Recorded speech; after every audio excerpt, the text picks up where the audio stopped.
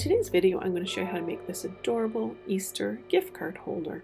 It's got an adorable little bunny on the front, and when you open up the gift card holder, there is a spot on the inside to put a gift card. And what better gift card than a gift card to Starbucks? So it just has a little pocket where the gift card will slide into the pocket.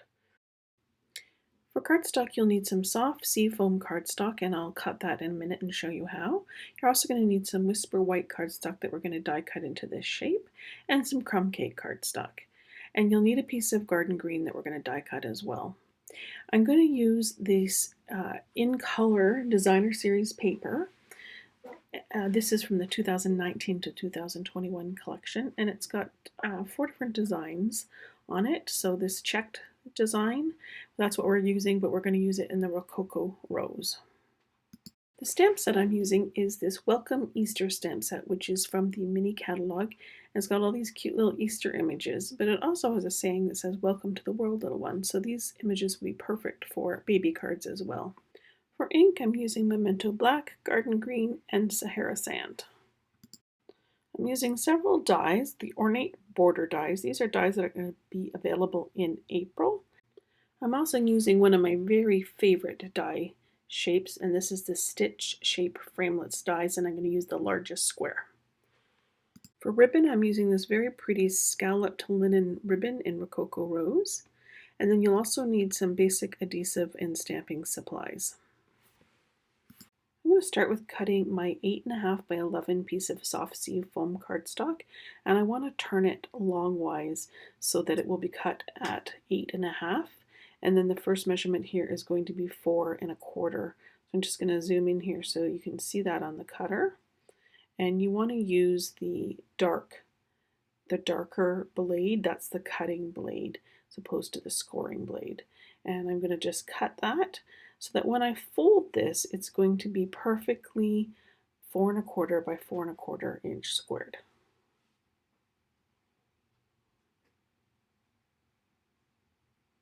What I want to do then is turn it, and this time I'm going to use the lighter blade, the scoring blade, and I'm going to score it at 4.25 as well, so that it will be folded as a square. The last supply items you're going to need are a bunch of blends, alcohol markers, and I'll list all of those in the supply list in my blog post at www.stampwithjenn.com.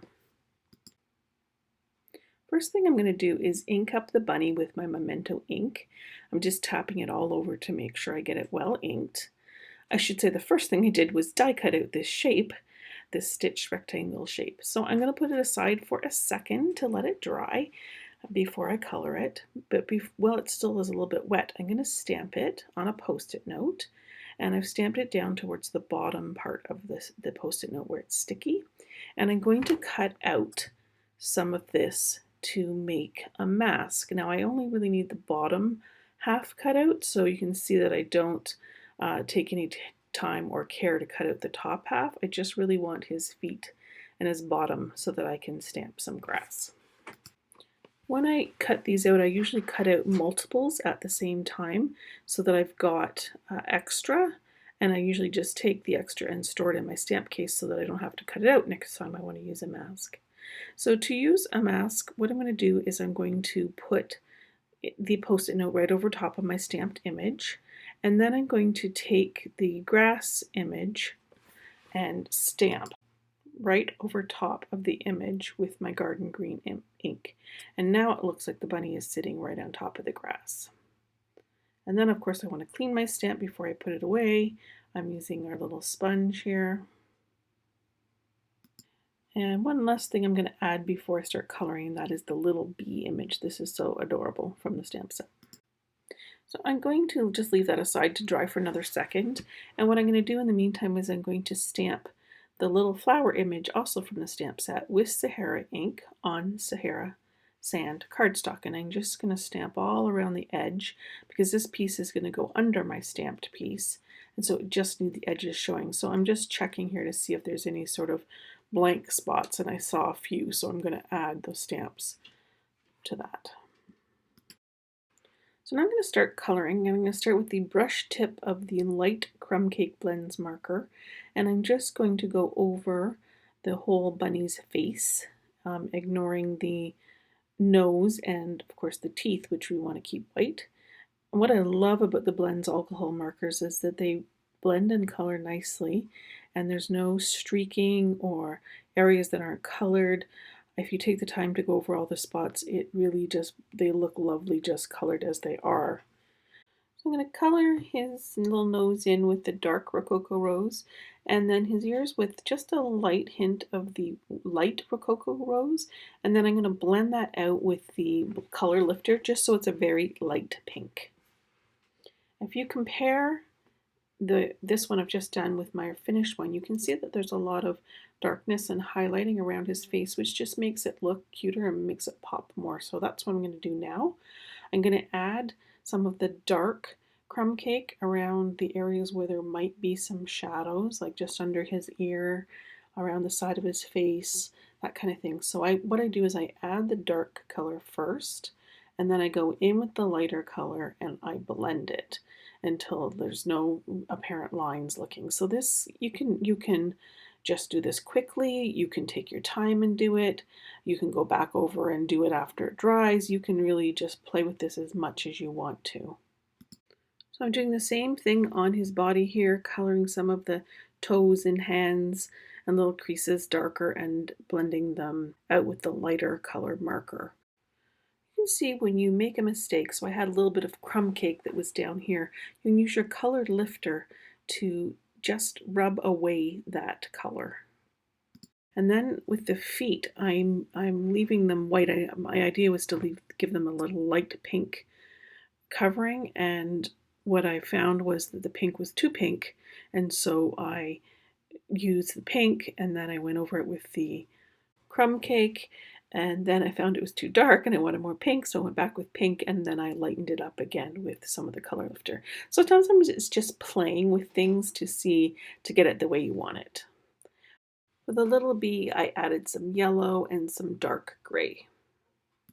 For the grass, what I did was I added some soft sea foam, and I added some darker green highlights, and just to again shadow where he was sitting and also to fill in the grass a little bit. You can see that I've gone back to the face and add a little more darkness too. Sometimes you see things after it dries.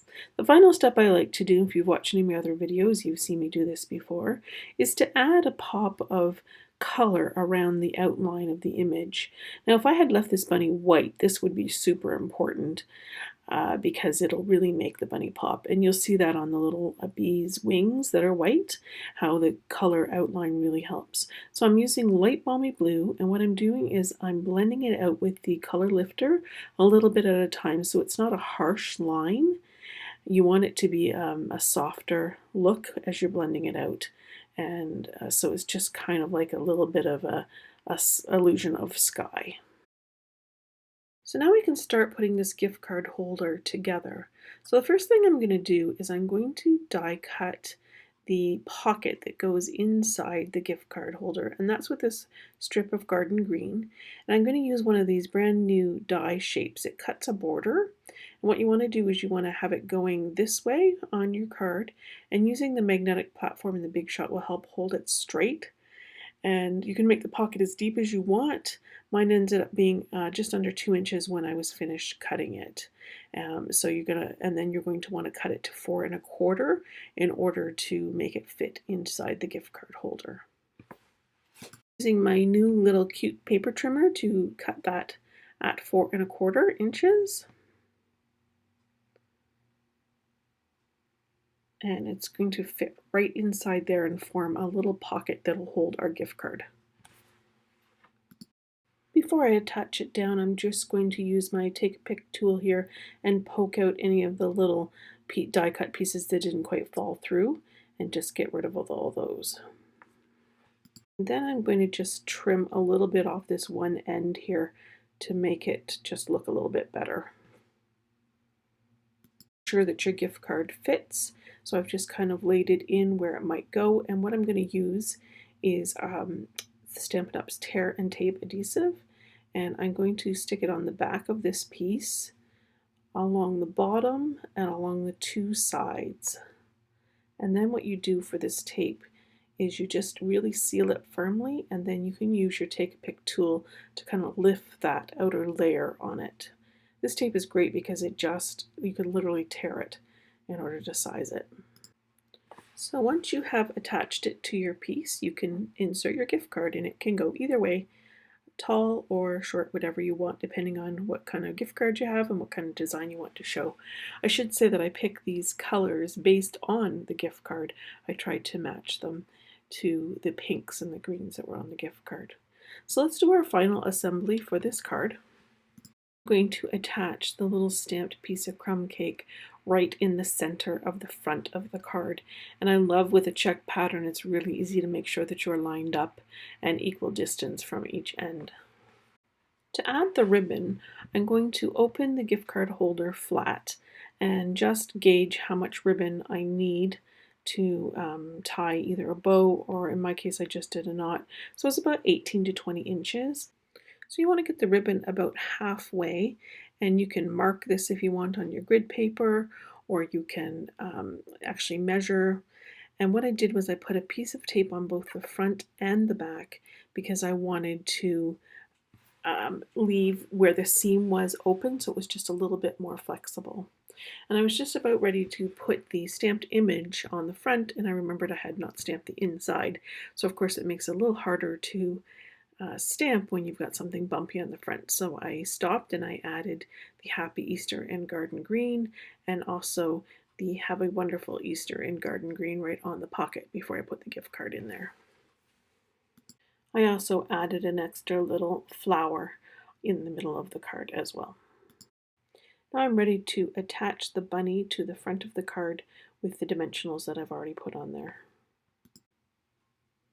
Now you can add your gift card to the holder, and then you can tie the ribbon in whatever way you want. You can tie a bow. I actually just tied a double knot on here. Make sure you go to my website to get all the supplies that I used on this card, and I hope you enjoyed. If you liked it, please subscribe below to my channel. Thanks for watching.